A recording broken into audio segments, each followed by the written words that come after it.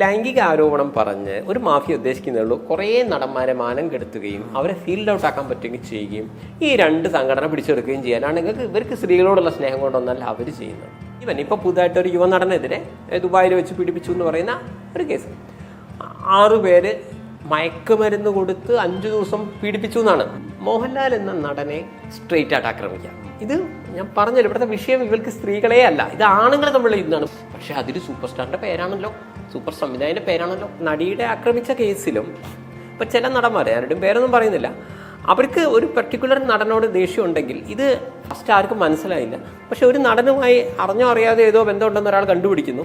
അപ്പോൾ ആ നടനോട്, അതുവരെ ഈ നടന്മാരൊന്നും വേണ്ടിയിട്ടില്ല, ആ നടനോട് ദേഷ്യമുള്ള ചില നടന്മാർ, അതായത് ഇവർ വന്ന കാലത്ത് ഈ നടൻ ബുദ്ധിമുട്ടിച്ചു എന്നൊക്കെ ആ വ്യക്തി ചിന്തിക്കുന്നു. എങ്കിലും ഇപ്പോൾ കിട്ടിയ ചാൻസാണ്.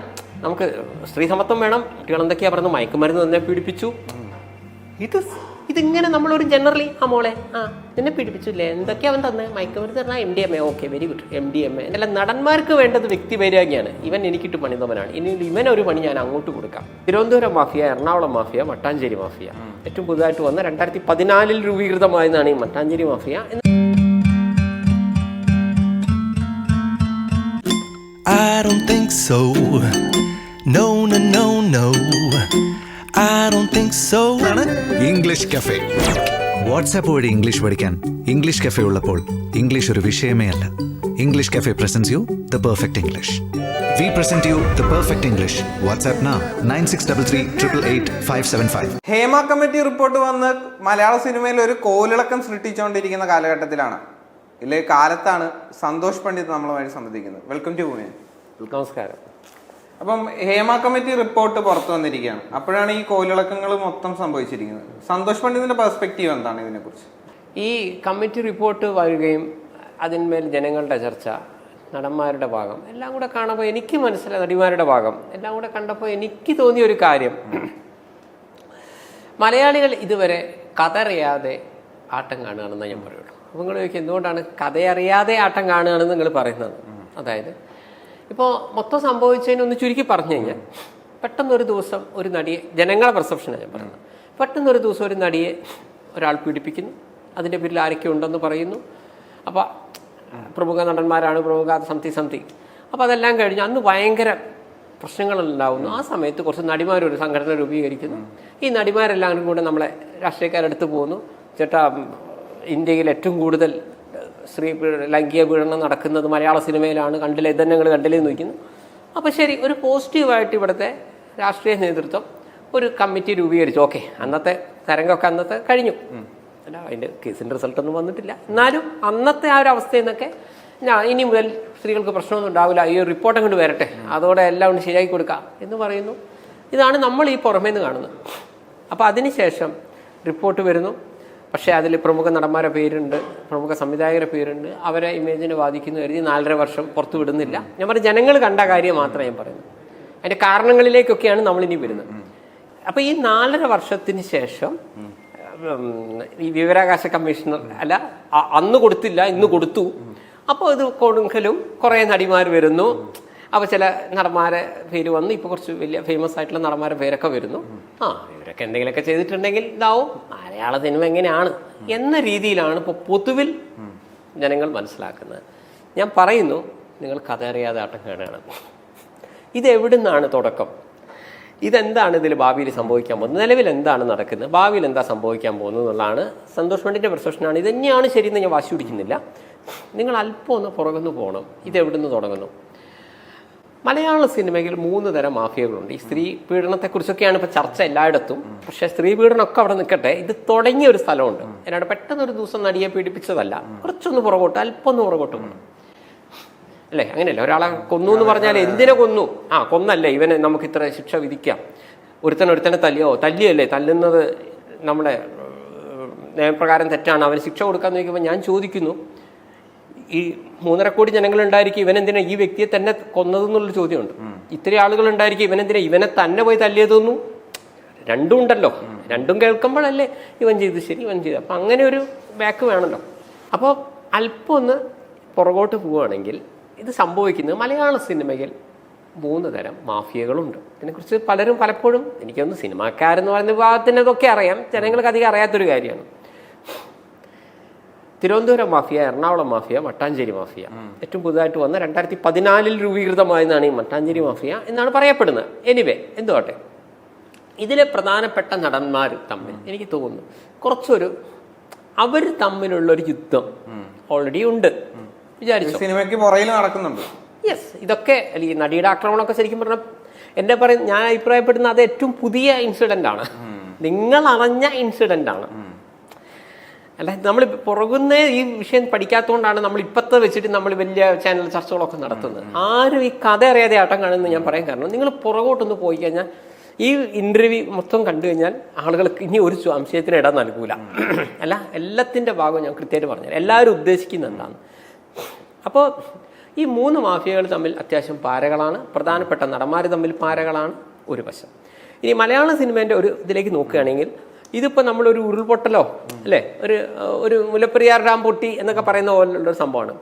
ഞാൻ പറയുന്നു 1974 കുറച്ചുകൂടി ഒന്ന് പുറകോട്ട് പോവുകയാണെങ്കിൽ വിജയശ്രീ എന്ന് പറയുന്ന ഒരു നടിയുടെ മരണം അല്ലെങ്കിൽ കൊലപാതകം എന്താണെന്നുള്ളത് നമുക്കറിയില്ല.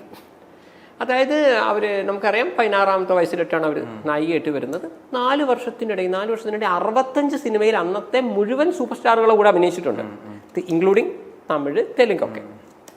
അപ്പോൾ ഒരു സിനിമാ സെറ്റിൽ അവർ എടുത്തിരിക്കുന്ന ഡ്രസ്സ് പെട്ടെന്ന് വീണു പോവുകയും അത് അവർ സൂം ചെയ്ത് അവരുടെ നഗ്നത എടുത്തു എന്ന് പറയുന്നു. പിന്നൊന്നും അല്ല, ആളുകൾ പറയുന്നു. അപ്പം അതിനുശേഷം അതിൻ്റെ പേരിൽ അവരെ ഭീഷണിപ്പെടുത്തിയെന്നോ കുറച്ച് ദിവസം അത് തിയേറ്ററിൽ തന്നെ പ്രദർശിപ്പിച്ചിട്ടുണ്ട് എന്നൊക്കെ പറയുന്നു. നമുക്കറിയില്ല കേട്ടോ, ഒക്കെ നമ്മുടെയൊക്കെ മുമ്പുള്ള കാലഘട്ടമാണ്. ഇപ്പം അവർ പറയുന്നല്ലേ നമുക്ക് കേൾക്കാൻ പറ്റും. അതിൽ ആ കുട്ടിക്ക് ഭയങ്കര വിഷമമുണ്ടായി. അപ്പോൾ ഇതിൻ്റെ പേരിൽ ആ കുട്ടിയുടെ നഗ്ന ദൃശ്യത്തിൻ്റെ പേരിൽ ആ കുട്ടിയെ ഭീഷണിപ്പെടുത്തിയെന്നും അവസാനം ഗതികെട്ട് ആ പെൺകുട്ടി 21ാമത്തെ വയസ്സിൽ ആത്മഹത്യ ചെയ്തു. ഇതാണ് അന്നും ജനങ്ങൾ അറിഞ്ഞ ന്യൂസ്.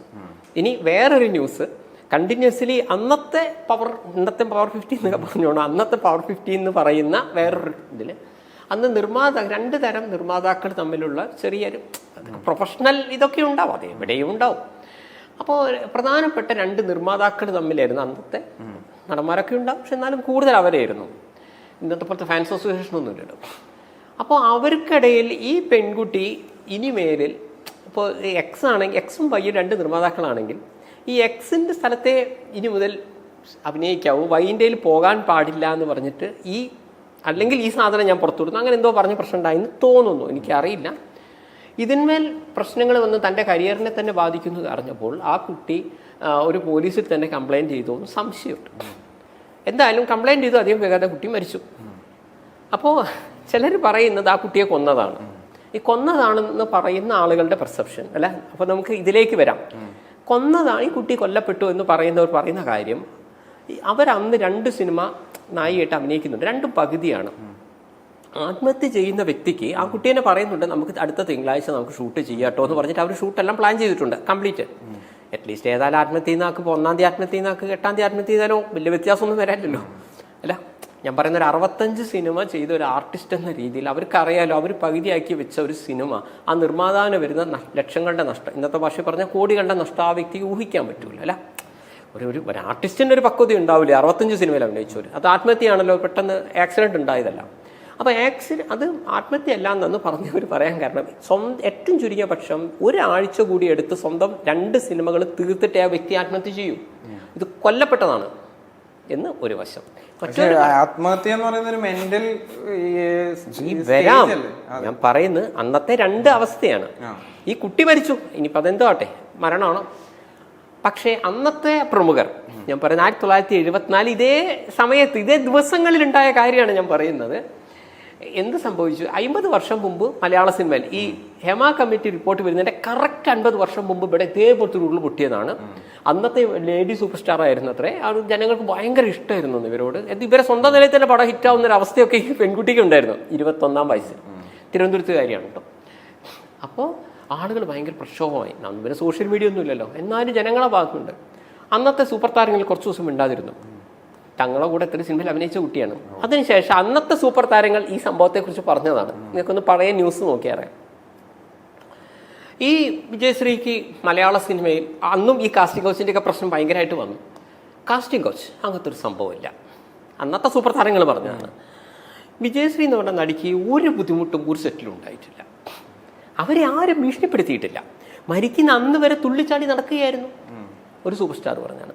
വേറൊരു സൂപ്പർ സ്റ്റാർ പറഞ്ഞു, ഈ പെൺകുട്ടി ഇതിനു മുമ്പ് 2 തവണ ആത്മഹത്യ ചെയ്യാൻ പോയതാ, എനിക്കതറിയാം, അന്ന് എന്തോ രക്ഷപ്പെട്ടു, 3-ാം തവണ മരിച്ചു. ഞങ്ങൾക്കിതിന് വലിയ അത്ഭുതമൊന്നുമില്ല. 2-ാം തവണ. 3-ാമത്തെ ആൾ പറഞ്ഞു, ഒരു വിജയശ്രീ മരിച്ചു എന്ന് പറഞ്ഞിട്ട് നിങ്ങൾ ദയവ് ഇത് മലയാള സിനിമയെ മൊത്തം മാനം കെടുത്തെടുത്തിട്ടോ. ഇതായിരുന്നു അന്നത്തെ 50 കൊല്ലം മുമ്പ് ഇത്രയും വലിയൊരു കൊടുങ്കാറ്റിനെ. അതായത് ഇപ്പോൾ ചിലപ്പോൾ നമ്മളിനി അന്വേഷിച്ച് വരുമ്പോൾ ആ കുട്ടി കൊടുത്ത കംപ്ലൈൻറ്റ് പോലും അങ്ങനെ കംപ്ലൈൻറ്റ് കൊടുത്തുള്ളതിന് എന്താ തെളിവ്? അപ്പോൾ ഇത്രയെങ്കിലും കാര്യങ്ങൾ നമ്മൾ പൊതുജനങ്ങളിലേക്ക് എത്താൻ കാരണം അവസാനം അഭിനയിച്ച ഈ 2 സിനിമയിലെ ആളുകൾ ജനങ്ങളോട് പറഞ്ഞതാണ്, അവർ ഞങ്ങളോട് ഇങ്ങനെ വിഷമം പറഞ്ഞിരുന്നു എന്ന്. ഓക്കെ, അപ്പോൾ മലയാള സിനിമയ്ക്ക് ഓൾറെഡി ഒരുപാട് ആണുങ്ങളാണെങ്കിലും പെണ്ണുങ്ങളായാലും അവരുടെ ശാപം മലയാള സിനിമയ്ക്കുണ്ട് അല്ല. നമ്മൾ അവിടെ നിന്ന് ഇങ്ങനെ വരിക. ഈ 50 വർഷത്തിന് ശേഷം വരുന്നതിന് തൊട്ടുമുള്ള ഇൻസിഡൻ്റ് ആണ് ഒരു നടി. അതിൻ്റെ കാരണം എന്താണെന്ന് നമുക്ക് കൃത്യമായിട്ട് അറിയില്ല. ഒരു സൈഡിൽ ഒരാൾക്ക് പെട്ടെന്ന് തോന്നി പീഡിപ്പിച്ചു എന്ന് പറയാം, വേറൊരു സൈഡിൽ പറയുന്നു ഒരു നടൻ, പ്രമുഖ നടൻ എന്തോ പൈസ കൊടുത്തിട്ട് അയാൾക്ക് വേറെ എന്തോ ഒരു ഇൻറ്റൻഷൻ അതിൻ്റെ ഇടയിലുണ്ട്, അതുകൊണ്ട് പീഡിപ്പിച്ചു എന്ന് പറഞ്ഞാൽ അത് കോടതിയാണ് തീരുമാനിക്കേണ്ടത്, എനിക്കറിയില്ല. അപ്പം ഇതിന് ശേഷമാണ് ഇത് വരുന്നത്. ഞാൻ പറഞ്ഞു വരുന്നത് ഈ കാസ്റ്റിംഗ് കൗച്ച് എന്നതോ സ്ത്രീകൾക്കെതിരെയുള്ള ആക്രമങ്ങളോ അല്ലെങ്കിൽ ശോഭ എന്ന് പറഞ്ഞ ഒരു നടി അല്ല, വിജയശ്രീ മാത്രമല്ലല്ലോ, അങ്ങനെ പല നടിമാർ ആത്മഹത്യ ചെയ്തിട്ടുണ്ട്. ഞാൻ പ്രേക്ഷകരോട് പറയുന്നു, ഈ വിജയശ്രീയെക്കുറിച്ചോ ശോഭയെക്കുറിച്ചോ ചെമ്പരത്തി ശോഭയെക്കുറിച്ചൊക്കെ നമ്മൾ റാണി പത്മിനിയെ കുറിച്ചൊക്കെ നമ്മൾ സംസാരിക്കുമ്പോൾ അവർ അന്നത്തെ വലിയ സ്റ്റാറുകളായതുകൊണ്ടാണ് നമ്മൾ സംസാരിക്കുന്നത്. അത്ര ഫേമസ് അല്ലാത്ത എത്ര പെൺകുട്ടികൾ കൊല്ലപ്പെട്ടിട്ടുണ്ടാവാം അല്ല, സംഭവിക്കണമെന്നില്ല. ഞാൻ പറയാം, അത് ഫേമസ് ആയതുകൊണ്ടല്ലേ ഇപ്പോഴും ഞാൻ വിജയശ്രീ എന്ന് പറഞ്ഞാൽ അത് അറിയുന്നൊരു നടി ആയതുകൊണ്ടല്ലേ, അതൊരു ജൂനിയർ ആർട്ടിസ്റ്റ് ആയിരുന്നെങ്കിലോ. അപ്പോൾ മലയാള സിനിമയിൽ ഇതിനു മുമ്പേ പല തരികിടെ ഇവിടെ ഏതൊക്കെയോ രീതിയിൽ നടന്നിട്ടുണ്ട്, എല്ലാവരും അങ്ങനെ അല്ല. അപ്പോൾ ഇനി നമ്മളെ പ്രസൻറ്റിലേക്ക് വരികയാണെങ്കിൽ ഈ 50 വർഷത്തിന് ശേഷമാണ് ഇപ്പോൾ അടുത്ത ഉരുള് പൊട്ടിയത്. വിജയശ്രീക്ക് ശേഷമാണ് മലയാള സിനിമ ഒന്ന് പിടിച്ചു കുലുങ്ങിയ ആദ്യത്തെ ഇൻസിഡൻറ്റ് ഇതാണ്. ഒരു നടിയുടെ ആക്രമണം പിടിച്ചു കുലുങ്ങിയത് തന്നെയാണ്. അപ്പോൾ ഈ 3 മാഫിയകൾ തമ്മിലുള്ള ഒരു യുദ്ധമാണിത്. നിങ്ങൾ കുറച്ച് കഴിഞ്ഞാൽ ഞാൻ പറഞ്ഞ് മനസ്സിലാവും. ഇപ്പം നമ്മൾ കാണുന്നത്, അതായത് സംഭവിച്ചത്, ഇത് ഇങ്ങനെയൊക്കെ വരുമോയെന്ന് എനിക്ക് തോന്നുന്നു സർക്കാരിനെ ചിന്തിച്ചിരുന്നില്ല ഈ നടിയുടെ ആക്രമണത്തിന് ശേഷം. കാരണം ഇവിടെ ഇത്രയും ഇങ്ങനെയൊക്കെ പ്രശ്നങ്ങൾ ഉണ്ടെന്നുള്ളത് സത്യം പറഞ്ഞാൽ എനിക്ക് തോന്നുന്നു സർക്കാരിന് വലിയ ഐഡിയ ഈ വിഷയത്തിലില്ല. അവർ വളരെ നിഷ്കളങ്കമായിട്ടൊരു ഇത് വരുന്നു. അപ്പോൾ അതിൽ അപ്പോൾ എന്ത് ചെയ്യുന്നു, ഓൾറെഡി ഇവിടുത്തെ മലയാളത്തിലെ 2 പ്രധാനപ്പെട്ട 2 സംഘടനകൾ ഇവിടെയുണ്ട്. ഈ 2 സംഘടനകൾ 3 മാഫിയ അവരവരുടെ കയ്യിലാക്കാനുള്ള ശ്രമമുണ്ട്. അപ്പോൾ അവരിങ്ങനെ നോക്കി നിൽക്കുകയാണ് എങ്ങനെയെങ്കിലും ഇതൊന്ന് ഹൈജാക്ക് ചെയ്യണം. അപ്പോഴാണ് ഈ ഒരു ഇത് വരുന്നത്. അപ്പം 4.5 വർഷം മുമ്പ് ഞാൻ മനസ്സിലാക്കിയെടുത്തോളം ഇപ്പോൾ ആ റിപ്പോർട്ട് എന്തുകൊണ്ട് പുറത്തു വന്നില്ല? അല്ല, എല്ലാം നോക്കണമല്ലോ, അപ്പോഴേ നിങ്ങൾക്ക് അത് കൃത്യം ഇപ്പോൾ മനസ്സിലാവുള്ളൂ എന്താ സംഭവിച്ചത്. ഞാൻ പറയുന്നു, ഞാനൊരു മുഖ്യമന്ത്രിയാണ്, ഞാൻ നിങ്ങളെ ഏൽപ്പിച്ചു, നിങ്ങൾ എനിക്ക് റിപ്പോർട്ട് തന്നു. ഓക്കെ, നിങ്ങൾ പറയാണ് ചേട്ടാ അതിലേ പ്രമുഖ നടൻ പ്രമുഖ സംവിധായകനൊക്കെ ഉണ്ട് കേട്ടോ, അതിൻ്റെ പേര് പറഞ്ഞാൽ നമുക്ക് മാനക്കേടാണേ, അതുകൊണ്ട് ചേട്ടത് പുറത്തു വിടണ്ട എന്ന് പറഞ്ഞാൽ ഞാനൊരു മുഖ്യമന്ത്രിയാണെങ്കിൽ സാധാരണഗതിയിൽ എന്താണ് നിങ്ങളോട് പറയാം? നിങ്ങൾക്ക് ഞാൻ 1 കോടി 6 ലക്ഷം തന്നല്ലോ, അല്ല നിങ്ങൾ വിസിറ്റ് ചെയ്തു ഒക്കെ ശരി, നിങ്ങൾ പണിയെടുത്താൽ മതി, ഇനി എന്താ ചെയ്യേണ്ടതെന്ന് ഞാൻ തീരുമാനിക്കാം. സാധാരണഗതിയിൽ അതാണല്ലോ. ഇവിടെ അല്ല, ഞാൻ പറഞ്ഞു എന്നേ ഉള്ളൂ, ഇങ്ങനെ വരാൻ സാധ്യതയുണ്ടെന്ന് അവരൊരു അഭിപ്രായം പറഞ്ഞു. അല്ല, ഇതൊരിക്കലും പുറത്തു വിടരുതെന്ന് എങ്ങനെ പറയാൻ പറ്റും? ഈ 1 കോടി 6 ലക്ഷം ആരെ പൈസയാണ്? നിങ്ങൾ ഒരു ബുദ്ധിയുടെ തലത്തിൽ ആലോചിക്കും. നിങ്ങളെ പൈസയ്ക്ക് ഒരു റിപ്പോർട്ട് ഉണ്ടാക്കിയെങ്കിൽ ഞാൻ ചോദിക്കുമ്പോൾ നിങ്ങൾക്ക് തരാതിരിക്കും, അത് നിങ്ങളെ ഇതിൽ പെട്ടതാണ്. സർക്കാരിൻ്റെ പൈസയ്ക്ക് ടാക്സ് വാങ്ങിച്ചിട്ടുണ്ടെങ്കിൽ അത് പുറത്ത് വിട്ടേ പറ്റൂ. പക്ഷേ അപ്പോൾ 4.5 കൊല്ലം മുമ്പേ ഇത് വിടാം, മനസ്സിലാക്കണം. അപ്പോൾ ഇത് ഉണ്ടെന്ന് മനസ്സിലാക്കുമ്പോൾ എന്ത് സംഭവിക്കുന്നു? നമ്മുടെ വിവരാവകാശ കമ്മീഷണർ, ഞാൻ അയാളെ കുറ്റം പറഞ്ഞല്ല, അദ്ദേഹം പറഞ്ഞത് ഭയങ്കര പ്രശ്നമാണെന്ന് പറഞ്ഞു, കൊടുത്തില്ല. അന്ന് ചോദിച്ചു വരുന്നു, സർക്കാർ വിടണ്ട, വിവരാവകാശ പ്രകാരം അങ്ങനെ ഒരു നിയമം ഉണ്ടല്ലോ, ഇതിൻ്റെ കോപ്പി തരണമെന്ന് പറഞ്ഞപ്പോൾ അങ്ങേര് കൊടുത്തില്ല.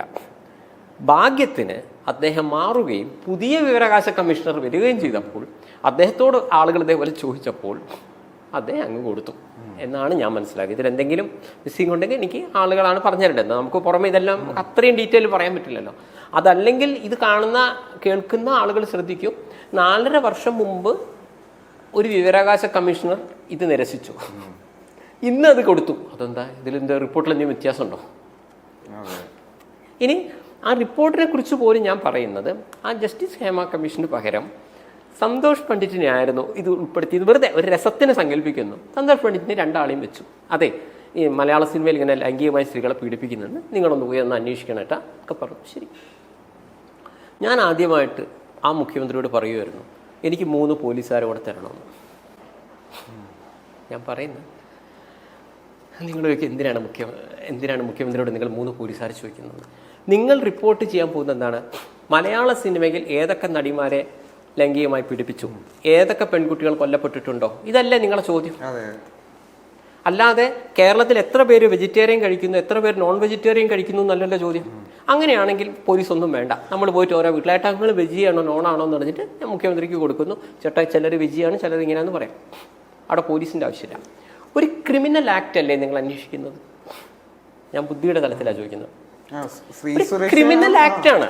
അതായത് ഇപ്പോൾ ഒരു പെൺകുട്ടി വന്ന് പറയുകയാണ്, ചേട്ടാ അല്ലെങ്കിൽ ചേച്ചി എന്നെ ഇങ്ങനെ 10 ആൾ പീഡിപ്പിച്ചു, അല്ലെങ്കിൽ ഇങ്ങനെ കൊണ്ടുപോയി, അല്ലെങ്കിൽ അവിടെ സെക്സ് റാക്കറ്റാണ്. ഇപ്പം തന്നെ ഓരോ കുട്ടികൾ എന്തൊക്കെയാ പറഞ്ഞു, മയക്കുമരുന്ന് തന്നെ പീഡിപ്പിച്ചു. ഇതിങ്ങനെ നമ്മളൊരു ജനറലി മോളെ നിന്നെ പീഡിപ്പിച്ചില്ലേ, എന്തൊക്കെയാ അവൻ തന്നെ മയക്കുമരുന്ന് പറഞ്ഞാൽ MDMA, okay very good MDMA എന്ന് പറഞ്ഞാൽ ഇങ്ങനെ എഴുതിയെടുക്കുകയാണോ വേണ്ടത്? ഞാൻ പറഞ്ഞത് ശരിയല്ല. ഒരു ക്രിമിനൽ ആക്ടിനെ കുറിച്ചല്ലേ ഒരുത്തൻ നമ്മളോട് പറയുന്നത്? ശരിയല്ല, അത്രയും ശരിയല്ലേ? അത് ഒരു ജഡ്ജി എഴുതിയെടുക്കുമ്പോൾ എന്ത് വേണം? ഞാനാണ് ഒരാളെ, ഞാൻ അവരെ കുറ്റപ്പെടുത്തുകയല്ല, ചിലപ്പോൾ അത്രയൊന്നും അവർ ചിന്തിച്ചിട്ടുണ്ടാവില്ല.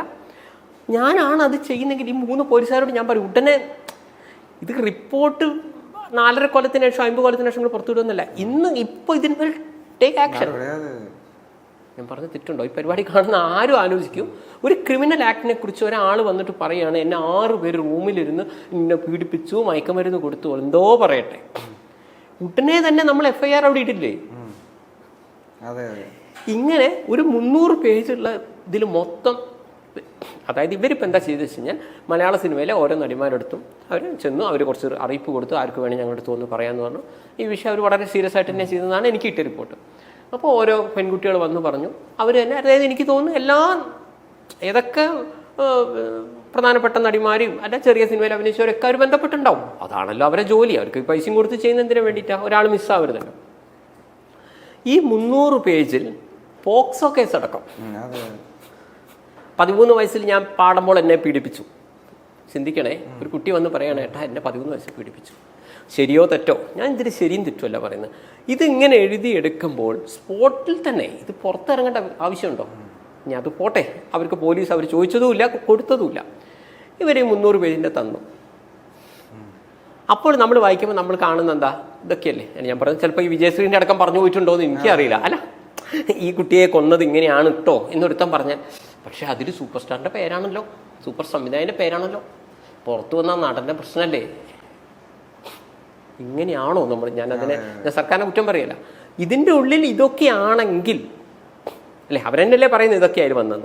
ഈ 300 പേജുള്ള സാധനം അവരേന്ന് വാങ്ങിച്ച് പിറ്റേ ദിവസം നമ്മൾ നിയമസഭയിൽ വെച്ചിട്ട് ആക്ഷൻ എടുക്കുകയല്ലേ സാധാരണഗതിയിൽ വേണ്ട. ഞാൻ പറയുന്നു ശരി, ചിലപ്പോൾ സർക്കാർ ആരെങ്കിലും എന്താണ് സംരക്ഷിക്കാൻ വേണ്ടിയാണ് ഇത് വെച്ചത്, ഹോൾഡ് ചെയ്തതെന്ന് വിശ്വസിക്കുന്നു. അല്ല, അതെന്താണ് സംഭവിച്ചതെന്നുള്ളത് ഞാൻ പറയുന്നത് അവരെ ഭാഗത്തുനിന്ന് ഉത്തരം വരേണ്ടതാണ്. എന്തുകൊണ്ട് അല്ല ഞാൻ ചോദിക്കുന്നത്, അതിൽ പ്രമുഖരുടെ പേരുണ്ട്, അതുകൊണ്ട് വിട്ടില്ല. എന്നിട്ട് ഇപ്പം 4.5 കൊല്ലം കൊണ്ട് വിട്ടിട്ടും ആകാശിടിഞ്ഞ് വീണിട്ടില്ല.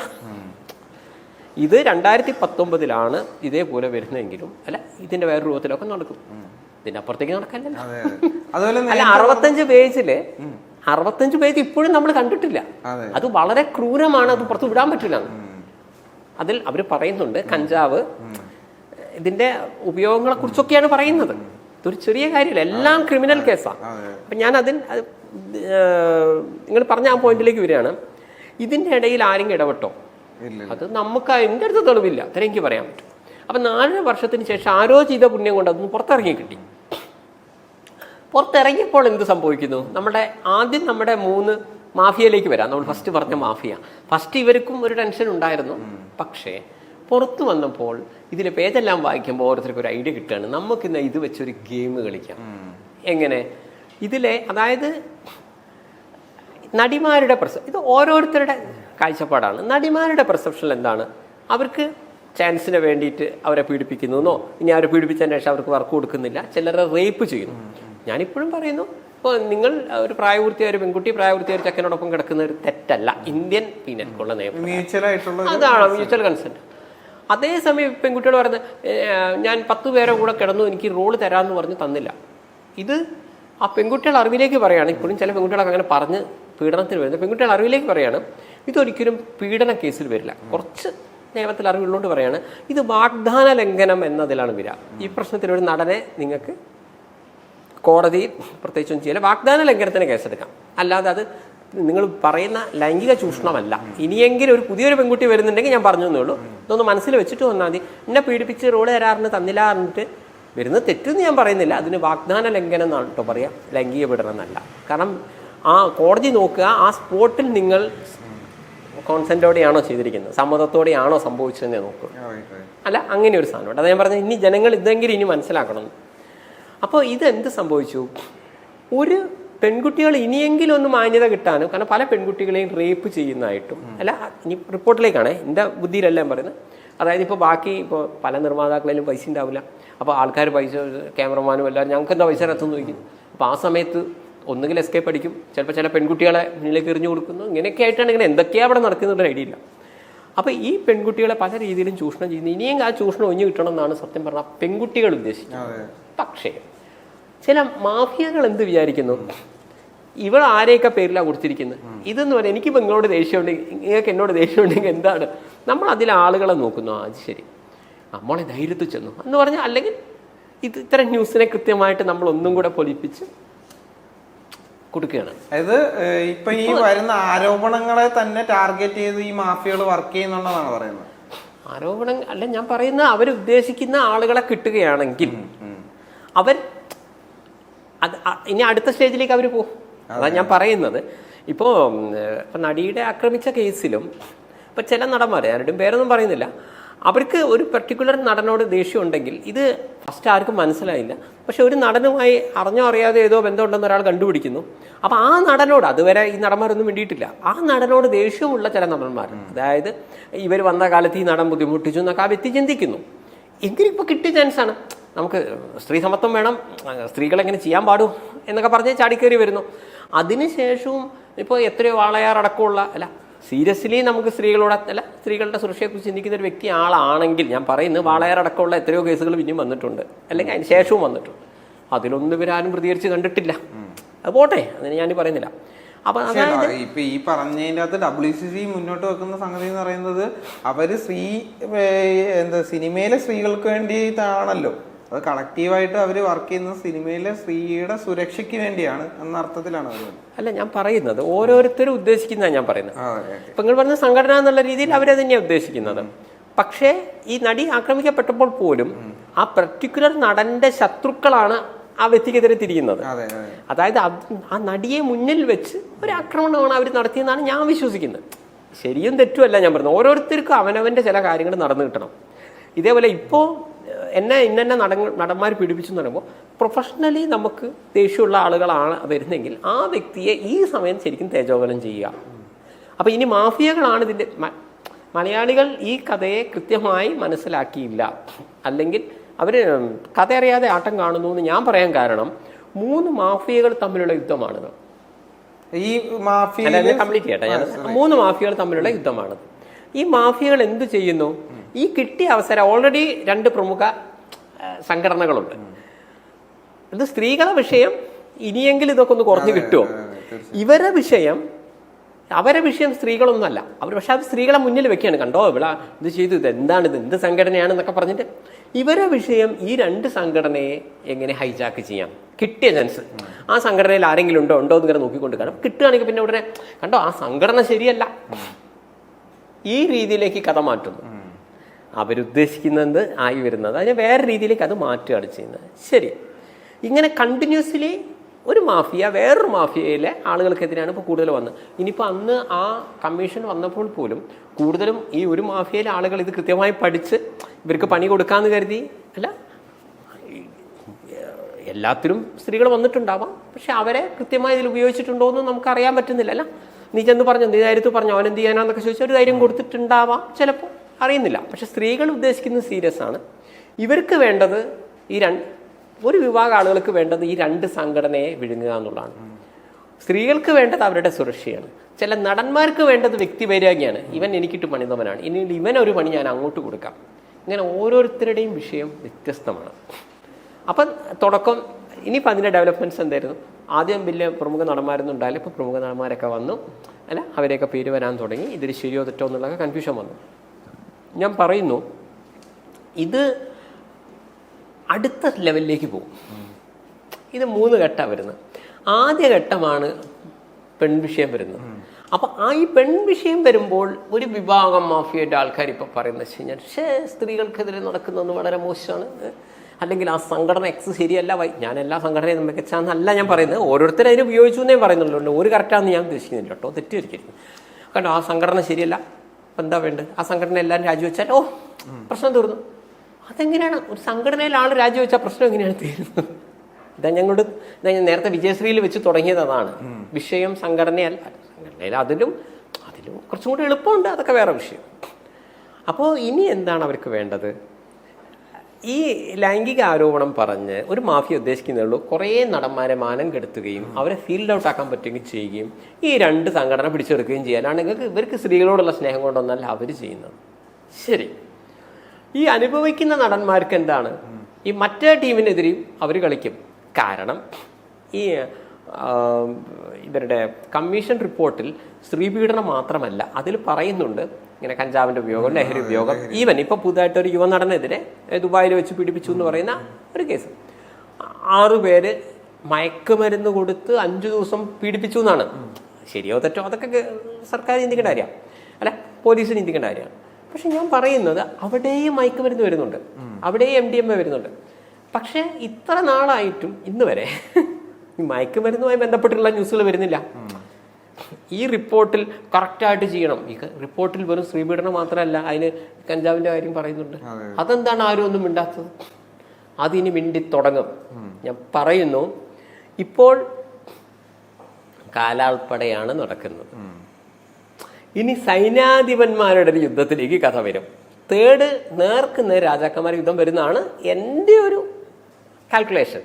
ഇപ്പൊ വരുന്നെല്ലാം ഇവരാരും മോശമെന്നല്ല ഈ ഒരു യുദ്ധത്തിന്റെ തുടക്കമാണ്, 1ാം സ്റ്റേജാണിത്. ഫസ്റ്റ് സ്റ്റേജിൽ അതായത് അത്രയും 100% ഇല്ല, എന്നാലും ഇപ്പൊ തന്നെ ഇങ്ങനെ ആളുകൾ ഇങ്ങനെ കയറി ട്രാക്കിലേക്ക് കയറുന്നുണ്ട്. ഇനി ഒരു സൈഡിൽ എന്ത് സംഭവിക്കും? ഇവിടെ നടക്കുന്ന കഞ്ചാവിൻ്റെയും കഥകൾ അല്ലെങ്കിൽ കള്ളപ്പണത്തിൽ സിനിമ ചെയ്യുന്നു. ഇത് കുറച്ച് നേരത്തെ നോക്കിയാൽ എനിക്ക് അറിയാൻ പറ്റും. അതായത് ഈ കള്ളപ്പണം വെളുപ്പിക്കാൻ ഏറ്റവും നല്ലതാണ്. അപ്പോൾ വെറും ഈ സ്ത്രീ പീഡനം മാത്രമായിട്ട് ഈ കാര്യത്തെ കാണല്ലേ. അതാണ് എനിക്ക് മലയാളികളോട് പറയാനുള്ളത്. വെറും സ്ത്രീ പീഡനമാണോ, മറ്റവനും കൊള്ളിപ്പൊളി ഇവനും തല്ലിപ്പൊളി, ഇതല്ല. അല്ലെങ്കിൽ സമൂഹത്തിൻ്റെ എല്ലാ ഭാഗത്തും ഒരു ഡയലോഗ്, എല്ലായിടത്തും ഇതൊക്കെ നടക്കുന്നുണ്ട്. അപ്പോൾ ഇത് തന്നെയാണ് ശരിക്കും 1974 അവർ പറഞ്ഞിരുന്നു. സമൂഹത്തിൻ്റെ ഒരു പരിച്ഛേദം തന്നെയാണ് സിനിമ. അപ്പം അതിലും ഇങ്ങനെ സ്നേഹിക്കലും അങ്ങനെ ഇതൊക്കെ ഇല്ലേ? പിന്നെ ഞങ്ങളെ സിനിമയെ മാത്രം എന്തിനാ പറയുന്നത് 1974 ചോദിച്ചിരുന്നു സൂപ്പർ താരങ്ങൾ. അല്ല, ഇന്നും അതിൻ്റെ വേറെ രൂപം ചോദിക്കുന്നുണ്ട്. പക്ഷേ വ്യത്യാസം ഞാൻ പറയുന്നത് മറ്റുള്ള ഏത് രംഗത്തും പറഞ്ഞത് ശരി തന്നെയാണ്. എല്ലാ രംഗത്തും ഇതൊക്കെ ഒരു രീതിയിൽ അല്ലെങ്കിൽ മറ്റൊരു രീതിയിൽ അല്ലേ, ശരിയല്ലേ ഞാൻ പറഞ്ഞത്? ഏതും ടീച്ചിങ്ങോ ഡോക്ടറോ അല്ലെങ്കിൽ കൂലിപ്പണിയോ എന്ത് സർക്കാർ ജോലി എവിടെയും ഡയറക്റ്റ്ലി ഒരു ഇൻഡയറക്റ്റ്ലി എവിടെയെങ്കിലുമൊക്കെ സ്ത്രീകളെ ചൂഷണം ചെയ്യുന്നുണ്ട് വളരെ. പക്ഷെ അത് മാക്സിമം 5%. മലയാള സിനിമയിലെ ചൂഷണം എന്ന് പറയുന്നത് ഞാൻ മനസ്സിലാക്കുന്ന റിപ്പോർട്ട് പ്രകാരം 50%. ഇവിടെ നടക്കുന്നത് മലയാള സിനിമ എന്ന് പറയുന്നത് സമൂഹത്തിൻ്റെ ഒരു പരിച്ഛേദമാണ് എന്ന് പറയുന്നത് ശരിയാണ്. ചെറിയൊരു വ്യത്യാസം. സമൂഹത്തിൽ 5% ഈ പറയുന്ന പെണ്ണുപിടുത്തവും ഇതൊക്കെ നടക്കുന്നതെങ്കിൽ ഇവിടെ 50%. ഈ ഒരു ചെറിയ വ്യത്യാസം അല്ല, ഇതാണ് അപ്പം നടക്കുന്നുണ്ട്. ഇതന്നും പറഞ്ഞു തന്നാൽ ഞാൻ പറഞ്ഞത്. അപ്പം അതിൻ്റെ തുടർച്ചയാണിത്. അപ്പോൾ ഈ പേരിൽ എല്ലായിടത്തും നടക്കുന്ന എവിടെയും നടക്കുന്നു എന്ന് പറഞ്ഞിട്ടൊരു ജനറലൈസ് ചെയ്യാനുള്ളൊരു സംഭവമുണ്ട്. വേറൊരു ആംഗിൾ എന്താ വെച്ച് കഴിഞ്ഞാൽ മോഹൻലാൽ എന്ന നടനെ സ്ട്രെയിറ്റ് ആയിട്ട് ആക്രമിക്കാം. ഇത് ഞാൻ പറഞ്ഞല്ലോ, ഇവിടുത്തെ വിഷയം ഇവർക്ക് സ്ത്രീകളെ അല്ല, ഇത് ആണുങ്ങൾ തമ്മിലുള്ള യുദ്ധമാണ്. പുറത്തുനിന്ന് കാണുമ്പോൾ നിങ്ങൾക്ക് പെണ്ണുങ്ങൾ വരുന്നതായിട്ട് തോന്നുകയാണ്. അതായത് മോഹൻലാൽ എന്ന നടൻ്റെ ഇമേജ് തകർക്കുക എന്നുള്ളതാണ്. അതിനു വേണ്ടിയാണ്, അതായത് അവർക്ക് സ്വന്തം നിലയിൽ ചാനലോ അങ്ങനെയൊക്കെ ഉള്ള ആളുകൾ അല്ല, അവരെ ഓരോരുത്തരും ഇനി അവനവൻ്റെ പവറാണ് യൂസ് ചെയ്യുന്നത്. തുടക്കം മുതലേ ഈ നടനെതിരെയാണ് കൂരമ്പുകൾ കൂടുതൽ വന്നത്. എനിക്ക് വിഷമം തോന്നിയൊരു കാര്യം, ഒരു ബന്ധുവില്ലാത്ത കേസിൽ പോലും ഒരു തമ്പ് അദ്ദേഹത്തിന് ഫോട്ടോ ഇടുന്നത് എന്താവശ്യത്തിന്? ഞാൻ പറയുന്നത് ഇന്ന് അല്ലേ, ഇന്നിപ്പോൾ സെപ്റ്റംബർ 4 സെപ്റ്റംബർ 4, 2024 വരെ, സെപ്റ്റംബർ 4, 2024 വരെ മോഹൻലാൽ എന്ന നടനെതിരെ ഒരു പെൺകുട്ടിയും നേരിട്ട് വന്നിട്ടില്ല. ഇത്രയും നമുക്ക് പറയാൻ പറ്റും. പക്ഷേ എത്രയോ ഓൺലൈൻ ചാനലൊക്കെ നോക്കിക്കഴിഞ്ഞാൽ അദ്ദേഹത്തിൻ്റെ ഒരു ഫോട്ടോ വെച്ചിട്ട് അല്ല ഒന്ന് ആലോചിച്ചു സാറ്റലൈറ്റ് ഉൾപ്പെടെ ഉൾപ്പെടെ യെസ് അതെന്തിനാണ് ആ മനുഷ്യൻ്റെ അത് വെക്കുന്നത്? അല്ലെ ഞാൻ ചോദിച്ചു തെറ്റുണ്ടോ? പിന്നെ രാധിക മലയാളത്തിൽ നിന്ന് പുറത്തുനിന്ന് ചിന്തിക്കുകയാണെങ്കിൽ രാധിക അതേപോലെ ചാർമിള. രാധിക എന്ന് പറഞ്ഞ നടി പറഞ്ഞു ഈ നമ്മുടെ കാരവാനിലെല്ലാം ക്യാമറ വെക്കുന്നുണ്ട്, ക്യാമറ ഉണ്ട്. വളരെ സീരിയസ് ആണ് കേട്ടോ, വളരെ സീരിയസ് ആണ്. അതൊന്നും എനിക്ക് തോന്നുന്നു നമ്മുടെ മാഫിയകളുടെ സ്ക്രിപ്റ്റിലേ ഇല്ല. മാഫിയകൾ ഉദ്ദേശിക്കുന്ന ഇത്രയേ ഉള്ളൂ, ചില നടന്മാരെ ഞങ്ങൾ മാനം കെടുത്തുന്നു, 2 സംഘടന ഞങ്ങൾ ഹൈജാക്ക് ചെയ്യുന്നു, ഇത്രേ ഇവർ ഉദ്ദേശിച്ചുള്ളൂ. അപ്പൊ ഇവര് വിചാരിക്കാത്ത ഒരു കഥയാണ് ബംഗാളിയിലൊരു നടി വന്നിട്ട് എന്നെ പീഡിപ്പിച്ചു എന്ന് പറഞ്ഞത്. ഇതൊന്നും ഇവിടെ ഉള്ളവരുടെ നമ്മളവിടുത്തെ 3 മാഫിയക്കാരെ കഥയിലില്ലാത്തതാണ്. ഈ ബംഗാളി നടി വന്നതും രാധിക പറഞ്ഞതും ചാർമിൾ എന്നെ 28 പേര് ബുദ്ധിമുട്ടിച്ചു എന്ന് പറഞ്ഞതൊന്നും നമ്മളവിടുത്തെ ഉള്ള ടീമിന്റെ കഥയിലില്ല. അപ്പൊ സർക്കാർ ശരിക്കും ഈ രാധിക പറഞ്ഞത് വളരെ സീരിയസ് ആയ ഒരു കാര്യമാണ്. അതിൽ ഒരു തീരുമാനം എടുക്കണം. അല്ല അതിലൊരു കൃത്യമായിട്ടുള്ള തീരുമാനം. കാരണം അത് പിന്നെ സ്ത്രീകൾ എവിടെ പോയിട്ട് ഡ്രസ്സ് മാറ്റും? അല്ല ഒന്ന് ചിന്തിക്കുകയാണെങ്കിൽ ഒരു ഇപ്പം ഞാനൊരു നടിയാണെങ്കിൽ അല്ലെങ്കിൽ ഇതിപ്പോൾ എവിടുന്നാ മാറ്റേണ്ടത്? നമുക്ക് മാക്സിമം അതല്ലേ. ഇതിപ്പോൾ നിങ്ങൾ ബാത്റൂമിൽ CCTV വെക്കുന്നു, അല്ലെങ്കിൽ നിങ്ങൾ അവിടെ വെക്കുന്നു. ഇത് പിന്നെ ഇത് എവിടെയാണ് ഒരു മനുഷ്യൻ എവിടെയെങ്കിലും പോയി മാറ്റണ്ടേ? അല്ലെങ്കിൽ 1ഉം 2 ഒന്ന് ഈ സിനിമ തുടങ്ങി 40 ദിവസം ഒന്നും ചെയ്യേണ്ടാന്ന് നിൽക്കേണ്ടി ഒരു പെൺകുട്ടീൻ്റെ ആ ഗതികേടാണ് പറയുന്നത്. അപ്പോൾ അവർ പറഞ്ഞത് ശരിയാണെങ്കിൽ അത് തീരുമാനം എടുക്കേണ്ടതാണ്. ചാർമിള എന്നുള്ള നടി അത് ഞാൻ വീണ്ടും അവരൊരു ഫേമസ് ആയതുകൊണ്ടാണ് നമ്മൾ അവരെക്കുറിച്ച് കൂടുതൽ പറയുന്നത്. അപ്പോൾ 28 പേര് അവർക്ക് ഇങ്ങനെ ബുദ്ധിമുട്ടുണ്ടായി എന്ന് പറഞ്ഞു. അപ്പോൾ ഇതൊക്കെ തന്നെയും അപ്പോൾ ഈ ന്യൂസിൽ പോലും ലാലേട്ടൻ്റെ ഒരു ഫോട്ടോ വിഷമം തോന്നുകയാണ്. എന്നെ ലാലേട്ടൻ വിളിച്ചിരുന്നു, ഇങ്ങനെയുണ്ട് അല്ല എന്താണ് സംഭവം, ഏത് ലൊക്കേഷനിലാണ് നടന്നെന്ന് വെച്ച് വിളിച്ചു എന്നാണ് പറഞ്ഞത്. ന്യൂസും അത് തന്നെയാണ്. പക്ഷേ കേരവാനിൽ ഒളിക്യാമറ എന്ന് പറഞ്ഞിട്ട് രാധികേൻ്റെയും മോഹൻലാലിൻ്റെ ഫോട്ടോ കൊടുക്കുമ്പോൾ വെറുതെ എന്തിനാണ് ആ മനുഷ്യനെ ഇങ്ങനെ ഇതാക്കുന്നത്? യെസ് അത് പറയുന്നു. പിന്നെ താരങ്ങൾ എത്രമാത്രം ഇതിനെ എങ്ങനെ കണ്ടു, അല്ലെങ്കിൽ അവർ പെട്ടെന്ന് പ്രതികരിച്ചോ, അല്ലെ അവരെന്ത് ചെയ്തു?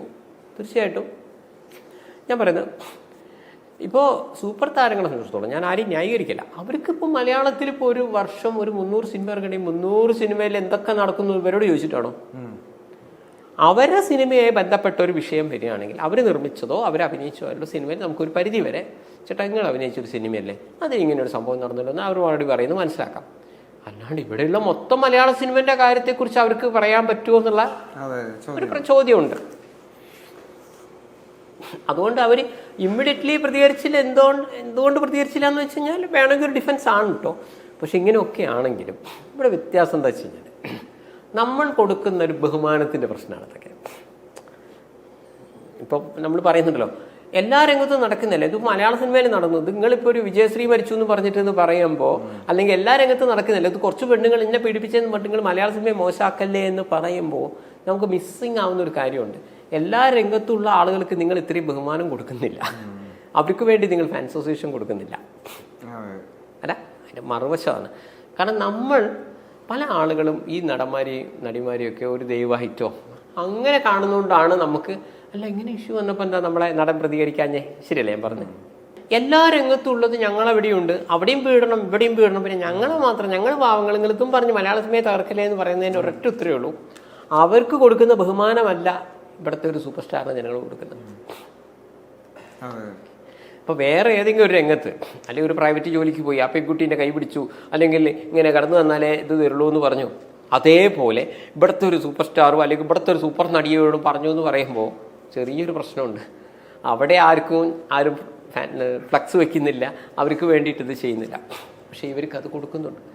അതുകൊണ്ട് തന്നെ നമ്മൾ ഇത്രയും റെസ്പെക്റ്റ് ചെയ്യുന്ന, അതായത് സിനിമയിൽ പാവങ്ങളെ സഹായിച്ചു, സിനിമയിൽ ഒരു പെൺകുട്ടിക്കെതിരെ അനീതി വന്നപ്പോൾ നിങ്ങൾ കൈകൊത്തി, സിനിമയിൽ ഒരു പെൺകുട്ടിയെ പിടിപ്പിച്ചാൽ നിങ്ങൾ പോയി കുത്തിക്കൊന്നു എന്നൊക്കെ ചെയ്ത് നമ്മളെ വിചാരം അല്ലെങ്കിൽ ഒരു ടിപ്പിക്കൽ ഒരു ഓഡിയൻസിൻ്റെ വിചാരം ഇയാൾ ഇവർ സീരിയസ്ലി ഇങ്ങനെയാണ്. ഇപ്പം ഞാനൊരു സൂപ്പർ സ്റ്റാറാണ് ഡയലോഗ് പറയുകയാണെങ്കിൽ ഇപ്പം നിങ്ങൾ വിചാരിക്കുന്നത് എന്താ പണ്ഡിറ്റിൻ്റെ ഡയലോഗ്, ശരിക്കും അത് ഏതെങ്കിലും ഒരു മനുഷ്യൻ കഷ്ടപ്പെട്ട് എഴുതിയ ഡയലോഗ് ആയിരിക്കും. പ്രാക്ടിക്കലി എൻ്റെ സിനിമയിൽ ഞാൻ തന്നെ എഴുതുന്ന സ്ക്രിപ്റ്റാണ് ഇതുവരെ, പക്ഷെ ഒരു താരത്തിൻ്റെ അല്ല. പക്ഷെ ജനങ്ങളെ വിചാരം എക്സിന്റെ ഡയലോഗ് നോക്ക്, എക്സിന്റെ കൗണ്ടർ നോക്ക്, എന്ത് എക്സിന്റെ കൗണ്ടർ, എക്സ് നേരിട്ടൊരു പത്രസമ്മേളനത്തിന് വന്നാൽ ബൊബി അടിക്കുന്ന എക്സ് ആയിരിക്കും, പറഞ്ഞിട്ടേ അല്ല. പക്ഷെ നമ്മളെ മനസ്സിൽ എന്താണ് എക്സ് എന്ന് പറഞ്ഞാൽ അങ്ങനെയാണ്. അപ്പം നമ്മൾ കൊടുക്കുന്ന ഓവർ ബഹുമാനമാണ് ഇതിലൊരു പ്രശ്നം. ഓക്കെ, ഞാൻ പറയുന്നു, നിങ്ങൾ ഇപ്പോൾ ഒരാൾ ഒരു പാപം ചെയ്യുകയാണെങ്കിൽ, ഞാനൊരു പെർസെപ്ഷനാണ് പറയുന്നത്, ഒരാൾ പാപം ചെയ്യുകയാണെങ്കിൽ നിങ്ങളിപ്പോൾ ഒരാളെ കൊന്നു, നിങ്ങളുടെ മനസ്സിലിപ്പോൾ എന്താണ്? ആ മരിച്ചു കഴിഞ്ഞാൽ പുണ്യം പാവം എന്നുള്ളതൊക്കെ വിശ്വസിക്കുന്നവനാണെങ്കിൽ വിചാരിക്കുക ആ കൊന്നവന് പാവം കിട്ടുമെന്നാണ് വിചാരിക്കുക. ഞാൻ പറയുന്നത് അങ്ങനെയല്ല. ഇനിയെങ്കിലും മനസ്സിലാക്കും, പാപത്തെ 8 ഡിവൈഡ് ചെയ്യും. ദൈവത്തിൻ്റെ പ്രൊസഷനാണ് പറയുന്നത്. നിങ്ങൾ എന്ത് പാപം ചെയ്താലും പകുതി മാത്രമേ പാപത്തിൻ്റെ നിങ്ങൾക്ക് കിട്ടുന്നുള്ളൂ. ബാക്കി 4 അവരുടെ അച്ഛൻ, അമ്മ, ഭാര്യ, മക്കൾ, അവരെ അങ്ങനെയാക്കി പണം കൊടുത്തവനും 8 പാപം കിട്ടുന്നുണ്ട്. നമ്മളെ തോന്നലാണ്. നിങ്ങളിനി എന്തും, നിങ്ങൾ അച്ഛൻ അറിഞ്ഞിട്ടില്ല, അമ്മ അറിഞ്ഞിട്ടില്ല, ഭാര്യ അറിഞ്ഞിട്ടില്ല, മക്കൾ അറിഞ്ഞിട്ടില്ല, എന്തും ആയിക്കോട്ടെ. കാരണം എന്താണ്? ഈ അച്ഛൻ എന്ന് പറയുന്ന വ്യക്തിയെ അവർ നന്നാക്കണമായിരുന്നു. ഈ ഭാര്യ ഭർത്താവിനെ പറഞ്ഞ് ഉപദേശിക്കണം. ഉപദേശിച്ചില്ലെങ്കിൽ ഭർത്താവ് എന്ത് ചെയ്താലും 8 പാപം. നമ്മൾ പറയും, അല്ല ചേട്ടാ ഞാൻ ഉപദേശിച്ചു, അല്ലെ എൻ്റെ മകനെ ഉപദേശിച്ചു, മകളെ ഉപദേശിച്ചു, ഒന്നും പറഞ്ഞിട്ട് കാര്യമില്ല. അവർ എന്ത് പാപം ചെയ്തോ 8 പാവം ആ അച്ഛനൊക്കെ കിട്ടുന്നുണ്ട്. കാരണം നിങ്ങൾ കൂടുതൽ പണം കൊടുത്തു, ആ പണം കൊണ്ട് മകൻ അല്ലെങ്കിൽ മകൾ കഞ്ചാവ് അടിച്ചു, നിങ്ങൾ പണം കൊടുത്തു. അതൊരു പോയിന്റാണ് അവിടെ. ഇതേപോലെ ഒരു സൂപ്പർ സ്റ്റാർ ആണെങ്കിലും മനസ്സിലാക്കുക, അയാൾ ഒരു നന്മ ചെയ്തു വിചാരിക്കുക. അയാൾ ഏതെങ്കിലും ഒരു പാവപ്പെട്ടവനോ എന്തെങ്കിലും കാര്യങ്ങൾ ചെയ്തു, നിങ്ങൾ വിചാരിക്കുക ആ സൂപ്പർ സ്റ്റാറിന് ഒരു പുണ്യം കിട്ടിയെന്ന്. ഒരിക്കലല്ല. സൂപ്പർ സ്റ്റാറിന് അതിൻ്റെ പകുതി പുണ്യം കിട്ടുന്നുള്ളൂ. അതിലെ 8 പുണ്യം ഇയാളുടെ സിനിമ ഇത്രയും കാലം കണ്ട നിങ്ങൾക്കും ഉണ്ട്. നിങ്ങളുടെ പണമാണ് ഇൻഡയറക്റ്റ്ലി വന്നത്. ഇതേപോലെ നിങ്ങളുടെ സൂപ്പർ സ്റ്റാർ ഒരു തെമ്മാടിത്തരം ചെയ്താലും, അയാൾ സ്ത്രീകളെ ലൈംഗികമായി ചൂഷണം ചെയ്താൽ, അയാൾ ആരെങ്കിലും കൊന്നാലും നിങ്ങൾക്ക് 8 പാവം കിട്ടും. കാരണം നിങ്ങളെ പണം കൊണ്ടാണ് അവർ അഹങ്കരിക്കുന്നത്. നിങ്ങളുടെ പണം കൊണ്ടാണ് എവിടെയും ഞാൻ അത് അത്യാവശ്യം വന്നാൽ ഞാൻ കൊന്നു, അതിനെന്താണ്, എന്ത് പ്രശ്നം വന്നാൽ ഞാൻ അവിടെ 10 ലക്ഷം കൊടുക്കേ. ഈ 10 ലക്ഷം എവിടുന്നാ വന്നത്? അതിന് പറയല്ല ഞാൻ സിനിമയിൽ അഭിനയിച്ചില്ല. നിങ്ങൾ ആ സിനിമ കാണുന്നതുകൊണ്ടാണല്ലോ കിട്ടുന്നത്. ഞാൻ പറഞ്ഞ ഇത് മനസ്സിലായി, ലോജിക്ക് മനസ്സിലായി. അപ്പോൾ ഇവിടെ നടക്കുന്ന 8 പാപത്തിൻ്റെ ഫലം പ്രേക്ഷകർക്കുമുള്ളതാണ്. ഇവിടെ എന്തൊക്കെ നടക്കുന്നുണ്ടോ, സിനിമ കാണാന്നല്ല ഞാൻ പറയുന്നത്, നിങ്ങളൊന്ന് ശ്രദ്ധിക്കുന്നത് നല്ലതാണ്. 8 പാവം ഇവർ ചെയ്യുന്ന എല്ലാത്തിൻ്റെയും പാവം നിങ്ങൾക്ക് പ്രേക്ഷകർക്കുമുണ്ട്. അതിപ്പോൾ വിജയശ്രീ മരിച്ചാലും ഇവിടെ എന്തൊക്കെ നടന്നിട്ടുണ്ടോ അതിലേക്കുണ്ട്. കാരണം നിങ്ങളാണ് ഇവർക്ക് ആവശ്യത്തിൽ കൂടുതൽ പ്രാധാന്യം കൊടുക്കുന്നത്. ഞാൻ പറയുന്നതിൻ്റെ റൂട്ട് കോസ് ഇത്രയും അഹങ്കാരികളും ഇത്രയും പ്രശ്നങ്ങളും, എന്ത് വന്നാലും ഞങ്ങൾക്ക് രാഷ്ട്രീയക്കാരുണ്ട്, എന്ത് വന്നാലും ഇതുണ്ട്, അതാണല്ലോ അതിൻ്റെയൊക്കെ ഒരു, എന്ത് വന്നാലും ഞങ്ങളൊക്കെ നേരിട്ടോളൂ, അവൻ വരട്ടെ, അവനെ ഞങ്ങൾ കൊടുക്കും, മറ്റവൻ പറയും അങ്ങോട്ട് വരട്ടെ എന്നൊക്കെ. ആ പറയുന്നതിൻ്റെ ലോജിക്ക് എന്താണ്? ഞങ്ങളിൽ പണമുണ്ട്, ഞങ്ങൾ ഫോൺ ചെയ്ത് കഴിഞ്ഞാൽ ആരും എടുക്കും, ഞങ്ങൾ സിനിമാക്കാരാണ്, ഞങ്ങൾക്ക് ഒരു പ്രത്യേക പ്രിവിലേജ് ഉണ്ട്. ഇത് പ്രിവിലേജ് നിങ്ങളല്ലേ കൊടുത്തത്? ഞാൻ പറയുന്നു, അതിർത്തിയിൽ വെടിയുണ്ടകൾക്ക് മുന്നിൽ നെഞ്ചും വിരിച്ചു നിൽക്കുന്ന ഒരു സൈനികൻ, അതും അല്ലെങ്കിൽ ഇപ്പോൾ ഒരുപാട് കഷ്ടപ്പെട്ട് ബുദ്ധിമുട്ടി അല്ലേ, കടക്കണിയിൽ നിന്ന് പോലും നമുക്ക് ധാന്യം വിളയിച്ചു തരുന്ന കർഷകൻ, അതും അല്ലെങ്കിൽ ഓട്ടോ കാശിൻ നമ്മളെ ചൊവ്വയിലെല്ലാം ഉപഗ്രഹ വിക്ഷേപണവും ബാക്കി എല്ലാ കാര്യങ്ങളും ചെയ്യുന്ന റോക്കറ്റ് വിക്ഷേപണം നടത്തുന്ന ശാസ്ത്രജ്ഞർ. ഈ ശാസ്ത്രജ്ഞരൊക്കെ കാരണമാണ് ഇത് ഇന്ത്യ എന്നൊക്കെ പറഞ്ഞ രാജ്യത്തിനോടൊക്കെ ഒരു സ്നേഹം ആർക്കെങ്കിലും ഉണ്ടെങ്കിൽ അത് ഇവിടെ കുറേ സൂപ്പർ സ്റ്റാറുകൾ ഉള്ളതുകൊണ്ടല്ല, ഈ ശാസ്ത്രജ്ഞന്മാർ ഓരോന്ന് കണ്ടുപിടിക്കുന്നതുകൊണ്ടല്ലേ. നിങ്ങളൊരു ലോജിക്കലി ചിന്തിക്കൂ. ഇപ്പം നമ്മളിപ്പോൾ ഒരു കമ്പ്യൂട്ടർ വാങ്ങിച്ചാലും മൊബൈൽ വാങ്ങിച്ചാലും ഡയറക്റ്റ്ലി ഒരു ഇൻഡയറക്റ്റ്ലി അതിലൊരു ചെറിയൊരു പൈസ അമേരിക്കക്കാരന് കിട്ടുന്നുണ്ട്, അല്ലെങ്കിൽ ഇസ്രയേലുകാരനെ കിട്ടുന്നുണ്ട്, അല്ലെങ്കിൽ കണ്ടുപിടിച്ചവനെ കിട്ടുന്നുണ്ട് അല്ലേ, കണ്ടുപിടിച്ചവന് ഒരു ചെറിയ പൈസ കിട്ടുന്നുണ്ട്. അതാണ് ഇത്തെ മെയിൻ. ഇപ്പോഴും നമ്മൾ പറഞ്ഞ രാജ്യങ്ങളുടെ സ്ട്രെങ്ത് ഒക്കെ നോക്കുമ്പോൾ അവൻ്റെ കയ്യിൽ ആണവായുധം ഉള്ളതാണ് കേട്ടോ എന്നൊക്കെ പറയുന്നത് ഇത് ആര് കണ്ടുപിടിച്ചു? ശാസ്ത്രജ്ഞന്മാരാണ് കണ്ടുപിടിക്കുന്നത്. ഞാൻ പറയുന്നു, നിങ്ങളൊരു എക്സ്റേ എടുക്കുന്നു, അപ്പോൾ നിങ്ങൾ പറയും ചേട്ടാ ഞാൻ അവിടെ 150 രൂപ കൊടുത്തു, 250 രൂപ കൊടുത്തു. അത് കഷ്ടപ്പെട്ട് ഒരു കണ്ടുപിടിച്ച ഒരു പെൺകുട്ടിയുണ്ട് അല്ലെങ്കിൽ ഒരാളുണ്ട്, അവരവരുടെ ലൈഫ് കളഞ്ഞിട്ട് ആ എക്സ്റേ കണ്ടുപിടിച്ചിരിക്കുന്നത്. ഇവരെയൊക്കെ അല്ലേ ശരിക്കും നമ്മൾ ബഹുമാനിക്കേണ്ടത്? ഞാൻ ഇപ്പോഴും പ്രേക്ഷകരോട് ചോദിക്കുന്നു, നിങ്ങൾ ഈ സിനിമാ നടന്മാർക്ക് നടിമാർക്ക് എന്തിൻ്റെ അടിസ്ഥാനത്തിലാണ് ഇത്രയും ബഹുമാനം കൊടുക്കുന്നത്? ഇവരെന്ത് കോപ്പാണ് ചെയ്തിരിക്കുന്നത് സമൂഹത്തിന് വേണ്ടി? അപ്പം നിങ്ങൾ പറയും സിനിമയിൽ പാവങ്ങളെ സഹായിച്ചു, സിനിമയിൽ ഇങ്ങനെ ചെയ്തു, ആദർശ ഡയലോഗ് പറഞ്ഞു. ഏതെങ്കിലും ജീവിതത്തിൽ നടക്കുന്ന ഒരു വിഷയത്തിലും ഒരു അഭിപ്രായമില്ല. ഈ കണ്ടോണ്ടിരിക്കുന്ന ആളുകൾ സന്തോഷ് പണ്ഡിറ്റ് ഒരു സൂപ്പർ സ്റ്റാർ ആകാത്തതിന്റെ ഒരു വിഷമത്തിലാണ് ഇത് പറയുന്നതെന്ന്. ഞാനിപ്പോൾ ഇത്രയും നേരം ഞാൻ പറഞ്ഞിട്ടും അതുകൊണ്ട് സന്തോഷ് പണ്ഡിറ്റ് കറക്റ്റ് ആണെന്ന് ഞാൻ പറഞ്ഞില്ലല്ലോ. ഇത്രയും നേരം ഞാൻ പറഞ്ഞിട്ട് സന്തോഷ് പണ്ഡിറ്റിന്റെ ഇതിലൊന്നും പെടുന്നതല്ല, സന്തോഷ് പണ്ഡിറ്റിന്റെ സിനിമ കാണുന്നൊന്നും ഞാൻ പറഞ്ഞു, ജനറലി പറയുന്നുള്ളൂ. ഞാൻ സന്തോഷ് പണ്ഡിറ്റ് ഒരു കാര്യത്തെക്കുറിച്ച് പറയുമ്പോൾ സന്തോഷ് പണ്ഡിറ്റ് പുറത്തു നിന്നുകൊണ്ടാണ് പറയുന്നത്. അങ്ങനെയല്ല, ഒരു നിരീക്ഷകൻ എന്ന് പറയുന്നത് എന്താണ്? നിങ്ങളൊരു രാഷ്ട്രീയ നിരീക്ഷകനാണെങ്കിൽ നിങ്ങളുടെ ഉള്ളിൻ്റെ ഉള്ളിൽ നിങ്ങളുടെ CPM കാരൻ, അല്ലെങ്കിൽ ഉള്ളിൻ്റെ ഉള്ളിൽ നിങ്ങൾ കോൺഗ്രസ്സുകാരൻ, ഉള്ളിൻ്റെ ഉള്ളിൽ നിങ്ങളുടെ BJP കാരനാണെങ്കിൽ അതെല്ലാവർക്കും അതൊക്കെ ഉണ്ടാവും. പക്ഷെ അതിനുവേണ്ടി മാത്രം പറയുമ്പോൾ പിന്നെ നിങ്ങൾ അതിൻ്റെ ആളായി മാറി. നിരീക്ഷകൻ എന്ന് പറയുന്ന അങ്ങനെയല്ല. നമ്മൾ അല്ല അപ്പൊ സന്തോഷ് പണ്ഡിറ്റ് ഇവിടെ പറയുമ്പോഴും ഇത്ര സമയം ഞാൻ സംസാരിച്ചപ്പോഴും ഇപ്പൊ ഞാൻ പറഞ്ഞു സിനിമാക്കാർക്ക് നിങ്ങൾ ഓവർ ബഹുമാനം കൊടുക്കരുതെന്ന് പറയുമ്പോൾ ഇൻക്ലൂഡിങ് സന്തോഷ് പണ്ഡിറ്റാണ്. അല്ലാതെ ഞാൻ പറയണേ സന്തോഷ് പണ്ഡിറ്റ് അങ്ങനെയല്ല കേട്ടോ, ബാക്കിയുള്ളവർ ഇങ്ങനെയാണ് കേട്ടോ എന്ന് ഞാൻ പറഞ്ഞില്ല. അതേപോലെ ഇപ്പോൾ ഈ ആരോപണം ഉണ്ടായ പല നോക്കുകയാണെങ്കിൽ നിങ്ങൾക്ക് തന്നെ അറിയാം, മുൻകാലങ്ങളിൽ ഞാനുമായിട്ടൊക്കെ അവിടെയും ഇവിടെയൊക്കെ വെറുതെ അനാവശ്യമായിട്ട് എന്തൊക്കെയോ പറഞ്ഞ് ഞാൻ ചർച്ചയിലൊക്കെ പ്രശ്നം ഉണ്ടാക്കിയ ആൾക്കാരൊക്കെ ഉണ്ട്. പക്ഷെ ഞാൻ ഇത്ര സമയമായിട്ടും ആ വ്യക്തിക്കെതിരെ പറഞ്ഞിട്ടില്ല. അല്ല, എനിക്ക് വേണമെങ്കിൽ കിട്ടിയ ഒരു അവസരം ഉപയോഗിക്കാം. ഞാനിപ്പോൾ പറഞ്ഞു വെക്കുന്നത് ഈ ആരോപണ വിധേയരായ ആളുകൾക്ക് നമ്മളെ പ്രസന്റിലേക്ക്, അതായത് നമ്മൾ നേരത്തെ പറഞ്ഞ വിഷയം, ജനങ്ങൾ ഇവർക്ക് ഓവറായി ഇവരെ ബഹുമാനിക്കുകയും സ്നേഹിക്കുകയും ചെയ്തപ്പോൾ ഇവർ വേറൊരു ലോകത്തിലേക്ക് മാറി. ഇതാണ് സംഭവം, റൂട്ട് കോസ് അതാണ്. ഇത് തന്നെയാണ് അന്നത്തെ വിഷയം. ഞങ്ങളെ സിനിമയൊന്നും വലിയ ഇവരൊന്നും ഇല്ലെങ്കിൽ ഇങ്ങനെയുള്ള ഒരു അഹങ്കാരത്തിലേക്ക് വന്നപ്പോൾ എല്ലാവരും അങ്ങനെ അല്ല, കുറച്ച് ആളുകളേ ഉള്ളൂ. പക്ഷെ ആ കുറച്ചു പേരുണ്ടാക്കുന്ന പ്രശ്നങ്ങളാണ് ഇപ്പോൾ കാണുന്നതൊക്കെ. ഈ പരിധി വിടുന്ന അവസ്ഥയുണ്ടാവുന്നത്. ഇനി നിങ്ങൾക്ക് നേരത്തെ പറഞ്ഞ ഒരു കാര്യത്തിൽ ഒരു വ്യക്തത വരുത്താനുണ്ട്. ഒരു മാഫിയാണോ ഇതിൻ്റെ പിന്നിൽ, അതല്ല സന്തോഷ് പണ്ഡിറ്റ് അങ്ങനെ പറയുന്നതാണോ എന്ന് ചിന്തിക്കുന്നവർക്ക് ഞാൻ 2-3 കാര്യങ്ങൾ പറയുന്നു. എന്തുകൊണ്ടാണ്, അല്ല ഒരു ഗ്രാഫ് വരയ്ക്കുക. ഇതുവരെ ഇപ്പം ആരോപണ വിധേയരായ ആളുകളുടെ ഒരു ഗ്രാഫ് വെറുതെ രസത്തിനൊന്ന് വരയ്ക്കും. ഇവിടെ ഈ കഞ്ചാവ് അല്ലെങ്കിൽ കള്ളപ്പണം ഇതൊക്കെ നമ്മളെ റിപ്പോർട്ടിലുണ്ടെന്ന് മനസ്സിലാക്കണം. ഇതിനെക്കുറിച്ചൊന്നും എവിടെയും പറയുന്നില്ല. വെറും പെണ്ണുപിടുത്തം മാത്രമാണ് ഒരിതിൽ വരുന്നത്. ഇത് ശരിക്കും പറഞ്ഞാൽ ഇത് ഈ സൈഡിൽ എന്തുകൊണ്ട് വരുന്നില്ല? ഒന്ന് പിന്നെ ഇപ്പോൾ മട്ടാഞ്ചേരി മാഫിയ. അപ്പം നിങ്ങൾ ചോദിക്കുകയാണ് ആക്ച്വലി മട്ടാഞ്ചേരി മാഫിയ ഉണ്ടോ? ഞാൻ പറയുന്നു ഉണ്ടോ ഇല്ലേ എന്നുള്ളത് പിന്നീട് വരുന്ന വിഷയമാണ്. അതേപോലെ കള്ളപ്പണം, ശരിക്കും കള്ളപ്പണം ഉണ്ടോ നിങ്ങളെ ചോദ്യം. ഞാൻ പറയും, ഇപ്പോൾ 1-2 ഒരു പ്രമുഖ സിനിമ ഈ വർഷം ഇറങ്ങിയത്, വേറൊരാൾ ആ സിനിമയ്ക്കെതിരെ കംപ്ലൈൻറ്റ് ചെയ്തിരുന്നു, എൻ്റെ പൈസ തരുന്നില്ല. സിനിമ കാണുമ്പോൾ അതിൽ എഴുതി കാണിച്ചത് നിർമ്മാതാവിൻ ഒരു എക്സ് എന്ന് പറഞ്ഞ നടനാണ്. സിനിമ ഇറങ്ങിയതിന് ശേഷം ഒരാൾ പറയുന്നത് എൻ്റെ പൈസ തന്നില്ല, പൈസയൊക്കെ ഞാനാണ് മുടക്കിയെന്ന്. അപ്പോൾ പൈസ മുടക്കുന്ന ആളുകൾ വേറെ എന്നുള്ള എടുത്തുള്ളൂല്ലേ, മനസ്സിലായി? അപ്പോൾ ഇനി അടുത്ത സ്റ്റേജ് ഇവർക്കെതിരെ ഇവർ തിരിച്ചു പണി കൊടുക്കുന്ന ഒരു സ്റ്റേജ് ഉണ്ട്. ഇപ്പം ഇനി കഞ്ചാവിലേക്ക് കഥ മാറും. ഈ പെണ്ണ് കേസൊക്കെ ഒന്ന് പതുക്കെ സൈഡാവും. കാരണം ഇവർ, എൻ്റെ ഒരു തോന്നലാണ്, കാരണം ഇപ്പൊ പെട്ടിരിക്കുന്ന ആളുകളെ സംബന്ധിച്ചിടത്തോളം അവർക്കെതിരെ കണക്ക് തീർത്തേ പറ്റൂ. അതായത് എൻ്റെ പ്രഡിക്ഷൻ, ഈ വാറ് ബേസിക്കലി ജൂനിയേഴ്സും സീനിയേഴ്സും തമ്മിലാണോ? ജൂനിയേഴ്സും സീനിയേഴ്സും ഒന്നല്ല. ഇത് 3 മാഫിയകൾ തമ്മിലുള്ള ഒരു യുദ്ധമാണ്. സൂപ്പർ സ്റ്റാറുകൾ അടങ്ങുന്ന മാഫിയ അടങ്ങുന്നതായിരിക്കാം. അങ്ങനെ വരുള്ളൂ. എന്താ ഞാൻ പറഞ്ഞ പവർ 50 എന്ന് പറയുമ്പോൾ അത് ഏത് സമയത്തും ഉണ്ടല്ലോ സർ. അത് സിനിമയിൽ മാത്രമല്ല, ഇപ്പൊ രാഷ്ട്രീയത്തിലും ഉണ്ടല്ലോ.